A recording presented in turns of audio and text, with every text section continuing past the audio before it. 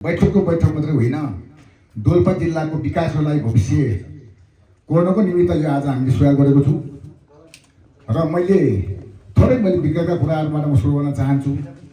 यो हामीले जब कर्णाली प्रदेश सरकारका मुख्यमन्त्री यहाँलाई कौडेललाई धन्यवाद दिनुपर्छ, किन भन्नाले हिजो जेलबाट आएको बजेट भनिन्थ्यो यो अन्त्य गर्न निमित्त हामीले यो योजना छानो 2081लाई हामीले सुरु गरेर गत सालबाट हामीले सुरु गरेको थियौँ र 23 अहिले किन हामीले यो संशोधन गरेर अहिले 82 आएको छ र गत सालमा एकजना हामी छानो गर्दै गर्दा हामीसँग नयाँ अनुभव भएको कारणले दोहोरो एउटा मन्त्रालयमा जाने एकजना अर्को मन्त्रालय गएका र अर्को कुरो के छ भन्नाले हामीले लगती सिमेन्ट पनि हामीले नदिएको कारणले पनि हामीलाई धेरै एकजना आगो दर्ता हुन सकेन।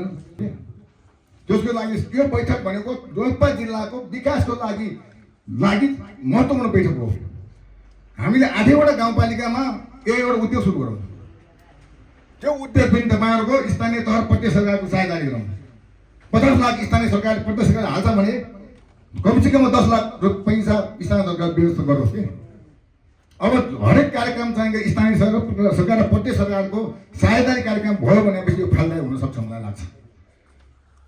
अब हामीले एकातिर हाल्छौँ, स्थानीय सरकारलाई अर्कोतिर हाल्छौँ अनि त्यो विकासको मापदण्ड नै मिल्दैन। हामी जनताको जनप्रतिनिधि भनेको छु, जनताको विकास गरेको भनेको छु, हामीले बाटो फर्किदिएको छु। मैले हालेको बजेट एकातिर जान्छ, अर्को हालेको बजेट एकातिर जान्छ। त्यो गर्न निमित्त पनि अनि स्थानीय सरकारले अनिवार्य यो उठ्नु मलाई लाग्छ क्या। किन भन्नाले सबैभन्दा तल जोडिएको स्थानीय तहको सरकार भएको कारणले अहिले तपाईँको कृपाको नगरपालिका ग्यारेन्टी भनौँ न, चौरी फार्ममा 2 करोड पैसा प्रत्येक सरकारले हालेको छ। अहिले त्यो अलपत्र परेको छ। त्यहाँ स्थानीय सरकारको त्यो महत्त्व लिनुपर्ने होला नि त। त्यो भएको कारणले कमसेकम व्यवस्थापन गर्ने स्थानीय सरकार जानुपर्छ क्या। भौतिक पूर्वाधार सम्बन्धमा चाहिँ प्रत्येक सरकारले माथामा काम गर्न सक्छ। त्यो भएको कारणले हामीले कृषि क्षेत्रमा त्यसै जाउँ क्या। 8वटा पालिकामा एउटा चाहिँ गरेर हामीले चाहिँ राम्रो कार्यक्रम राखौँ, तर स्थानीय सरकारमा साझेदारी हिसाबले कर्मचारी व्यवस्थापन चाहिँ स्थानीय सरकारले गरोस् कि, भौतिक पूर्वाधार प्रत्येक सरकार गरोस् कि, अनि डोल्पाको बाटो विकास हुन्छ। अहिले 10 लाख 15 लाख हालेर हाम्रो विकास हुने पनि म त्यो मापदण्ड म देख्दिनँ। त्यो भएको कारणले स्थानीय सरकारको हामीले यो पनि यसलाई छाड्नु पनि स्थानीय 8वटा स्थानीय तह पठाइएको छ। हामीले यसलाई स्थानीय सरकारलाई दिएर साझेदारी कार्यक्रम सकेसम्म महत्त्वपूर्ण पहिला पाठमा दिनुहोस्। सडकदेखि लिएर तपाईँको चाहिँ गएर उत्पादन क्षेत्रलाई अहिले हामी डोल्पा जिल्लाको वनको हिसाबमा जाउँ भनेपछि वनमा पनि हिजो थुप्रै चाहिँ हामीले पनि इन्ट्री गर्न गयो, इन्ट्री भएछ। सामाजिकमा इन्ट्री गर्ने पनि वनमै आयो। वनमा चाहिँ सबैभन्दा पहिला त्यो हरेली वन कसरी बनाउने त, नर्सरी उत्पादन कसरी गराउने, वनलाई पर्यटन कसरी बनाउने। अहिले वनले गएर त पर्यटन बाटो खोलेर पर्यटन आउँदैन। हेर्नुहोस् डोल्पा जिल्लाको 2टा मात्र क्षेत्रहरू ठुलो एउटा क र ख मात्र हरेली क्षेत्र व्यवस्थापन गरौँ, 2टा मात्र उद्योग गरौँ। यो बैठक व्यापक रूपबाट छलफल गरौँ। कमसेकम डोल्पामा उद्योग पनि सुरु गरौँ। हिजो हामीले अगाडि कार्यक्रममा हाइटेक नर्सरी पनि अहिले हाइटेक नर्सरी हुँदा पनि तपाईँको डोल्पा जिल्लाको बदनाम भएको छ। हाइटेक नर्सरी गर्दा हुँदा त्यो बदनाम हुने हामीले बजेट विनियोजन नगरौँ, डोल्पा जिल्लाको हित हुने बजेट गरौँ। अहिले भने जस्तै डोल्पा क्षेत्र 2टा कर प्रदेश हिसाबले 2टा चाहिँ गरेर अब हामीले डेभलपमेन्ट डोल्पा जिल्लाको हिसाबले ट्याक्स भएको मसुल गरेको थोरै बाँकी होला। 2टा हामीले कर खमा 2वटा एकजना गौरव एकजना जस्तै अब पिचमा जाउँ न, स्तर उन्नतिमा जाउँ न। अब 2टा मात्रै सुधार गर्नुपर्छ क्या। अब त्यो पुल पनि त्यसरी जाउँ, उद्योग पनि हामी त्यसरी जाउँ। 8वटा गाउँपालिकाले सहायता गरेर 8वटा उद्योग मात्रै सुरु गरौँ। वनमा पनि त्यसै जाउँ। अब त्यो सामाजिक विकास मन्त्रालय अन्तर्गत हिँड्यो भने विद्यालय स्थानीय तहको मात्रामा छ, हाम्रो प्रदेशको मात्रामा छैन नि, पूर्णतार निर्माण मात्रै हो। अब डोल्पा जिल्लामा अहिले कतिको छ भने तपाईँको झन्डै 16वटा माइक पुगेबाट लाग्छ मलाई। यो 16वटा माइक विद्यालयको विद्यार्थीका छन्, त्यो स्थानीय तहमा आफ्नो ल्याउनु पर्छ पर्दैन।